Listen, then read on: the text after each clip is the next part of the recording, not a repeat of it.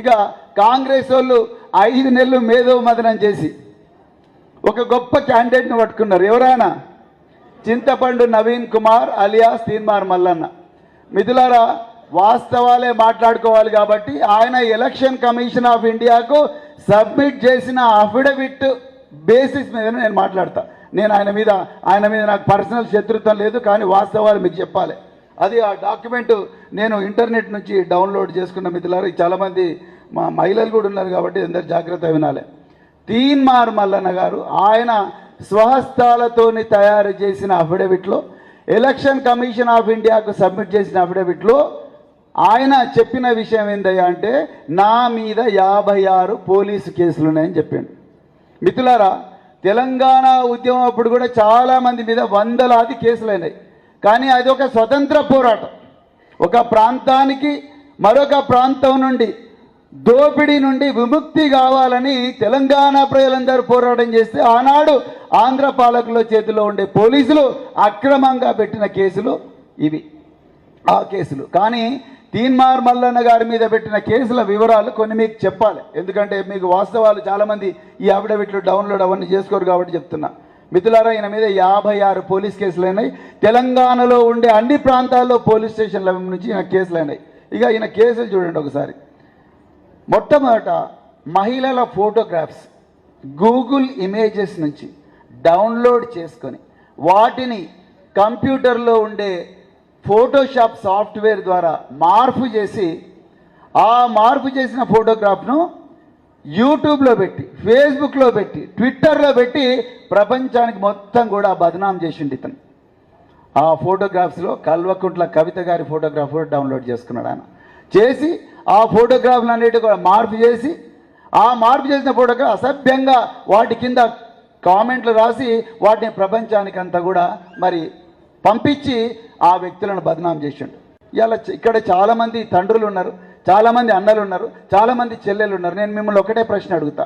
మీ permission లేకుండా, మళ్ళీ repeat చేస్తున్న, జాగ్రత్తగా వినండి, మీ పర్మిషన్ లేకుండా మీ మొబైల్ నెంబర్ను నేను నా ఫేస్బుక్ పేజ్ మీద రాసి, మీ మొబైల్ నెంబర్ రాసి, దాని పక్కన ఒక అందమైన అమ్మాయి బొమ్మను అక్కడ పెట్టి, మీకు ఈ నెంబర్కు కాల్ చేయండి మీకు ఏమైనా అవసరాలు ఉంటే అని చెప్తే మీకు ఎంత బాధ అనిపిస్తుంది? ఒక్కసారి ఆలోచించండి. ఇక్కడ తండ్రులు ఉన్నారు, అన్నలు ఉన్నారు, చెల్లెలు ఉన్నారు, అక్కలు ఉన్నారు. మీకు బాధ అనిపిస్తుందా అనిపించదా? రక్తం మరుగుతుంది. వాడిని ఎక్కడ దొరికితే అక్కడ వాడిని కొట్టాలనిపిస్తుంది, వెంటనే పోలీస్ స్టేషన్ పోవాలనిపిస్తుంది. బలహీనంగా ఉండే వ్యక్తులైతే ఆత్మహత్యలు చేసుకుంటారు. ఇది వాస్తవం. నేను ఒక క్రైమ్ బ్రాంచ్లో డీసీపీగా పనిచేసిన అనుభవంతో చెప్తున్నా. చాలామంది తల్లిదండ్రులు వచ్చేవాళ్ళు, మహిళలు వచ్చేవాళ్ళు, సార్ మాకు తెలియకుండానే మేమంటే పడని వ్యక్తులు మా మొబైల్ నెంబర్ను సోషల్ మీడియా పోస్టులో పెట్టారని. తీన్మార్ మల్లన్న ఏం చేసిండు తెలుసా? 3 కేసుల్లో, ఆయన మీద బుక్ అయిన 3 కేసుల్లో ఈ కథనే చేసిండు ఆయన.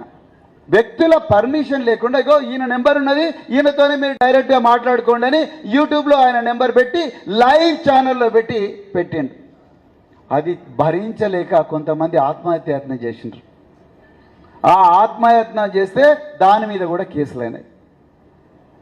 తర్వాత చిన్నపిల్లలను రాజకీయాల్లోకి లాగకూడదు. రాజకీయంగా Congress party, BRS party, BJP ఎన్నో కక్షలు ఉండొచ్చు, కానీ ఆ వ్యక్తుల పిల్లలను కూడా వాళ్ళ పేర్లు రాసి వాళ్ళ పేర్ల మీద యూట్యూబ్లో పోల్స్, అంటే ఆర్ఎస్ ప్రవీణ్ కుమార్.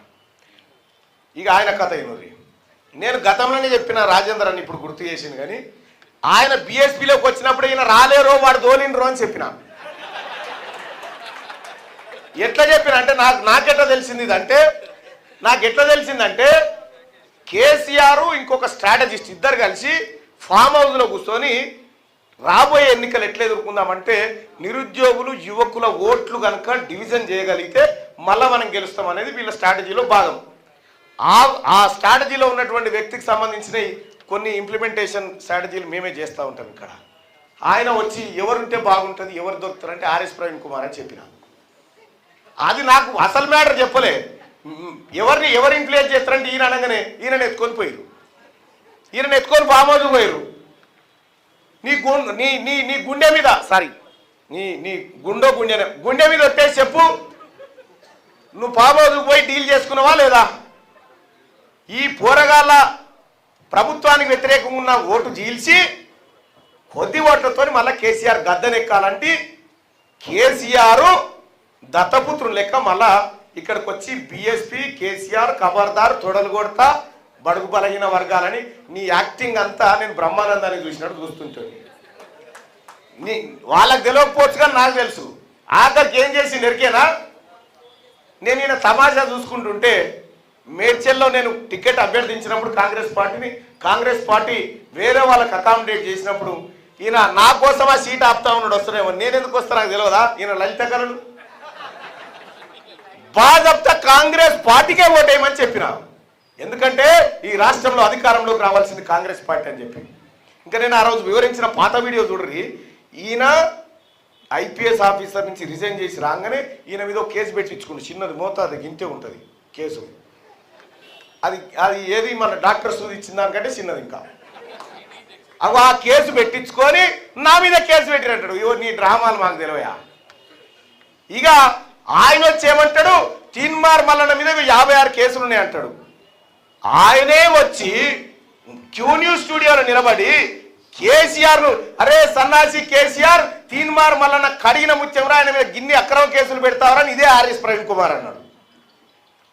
నన్ను కేసీఆర్ జైలుకు తోలితే మా ఇంటికి పోయి వచ్చాడు, అమ్మ మేము ఉన్నామని. మళ్ళీ ఇప్పుడు ఏమంటాడు, గిన్ని కేసులు నేను మల్లన్న మీద అంటాడు. నేను గంట వర్కౌట్ చేస్తే నీ దుకాణం బంద్ అవుతుంది, మూసుకొని కూర్చో. నాకు తెలియకుండా ఏం జరగలే. కానీ రెండో విషయం ఏం చెప్తా ఉన్నంటే, సోదరులారా, తీన్మార్ మల్లన్న మీద కేసులు ఉన్నాయి. ఎందుకు?